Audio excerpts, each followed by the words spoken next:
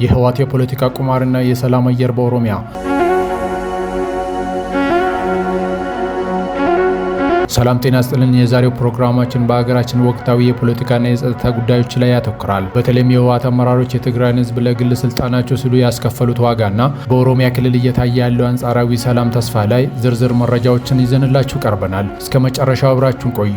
በኋላ ቀሮቹ የህወሓት አመራሮች አሁንም ቢሆን የትግራይን ህዝብ ለራሳቸው ስልጣን ማቆያ ሲሉ እንደ መያዣ እየተጠቀሙበት ይገኛሉ። ህዝቡ ከመጠለያ ካምፖቹ ወጥቶ ወደ ቀደመ ህይወቱ ከመመለስ ይልቅ የአመራሮችን የስልጣን ጥም ለማርካት ሲባል አሁን በመከራ እንዲቀጥል እያደረገ ነው። ከቅርብ ጊዜ ወዲህ ህወሓት ከሻዕቢያና ከፋኖ ጋር ያደረገው የተላላኪነት መቀናጀም ለትግራይ ህዝብ ጥቅም ታስቦ ሳይሆን የቡድኑን ህልውና ለማራዘም የተወጠነ ሴራ መሆኑ ግልጽ እየሆነ መጥቷል። ህዝቡን ለከፋ አደጋ እየዳረገ ያለው የካሄድ የቡድኑን ራስ ወዳድነትና ለሰላም ያለውን ዝቅተኛ ፍላጎት የሚያሳይ ነው። በሌላ በኩል ደግሞ ኦሮሚያ ክልልን ሰላም በማሳጣት ህዝቡን ሲያሰቃይ የነበረው የኦነግ ሸኔ ቡድን በከፍተኛ ሁኔታ እየተዳከመ መምጣቱ እየተነገረ ነው። የመንግስት የጸጥታ ኃይሎች በወሰዱ የተቀናጀ እርምጃና በህዝቡ ግፊት የጥፋት ቡድኑ የመንቀሳቀስ አቅሙ እየመነመነ ይገኛል። የሚገርመው ደግሞ ከዚህ ቀደም በጫካ የነበሩት የቡድኑ አባላት የጥፋት መንገድ እንደማያዋጣ ተረድተው በየአካባቢው የሰላም ጥሪውን እየተቀበሉ ወደ ማህበረሰቡ እየተቀላቀሉ መሆኑ ነው። ይህ ለክልሉ ብቻ ሳይሆን ለሀገሪቱ ሰላም ትልቅ ተስፋ የፈነጠቀ ክስተት ነው። ህዝባችን ከጥፋት ኃይሎች ይልቅ ለሰላምና ለልማት ቅድሚያ የሚሰጡ አካሄዶችን ይፈልጋል። የዛሬው መረጃችን ይህንን መስል ነበር።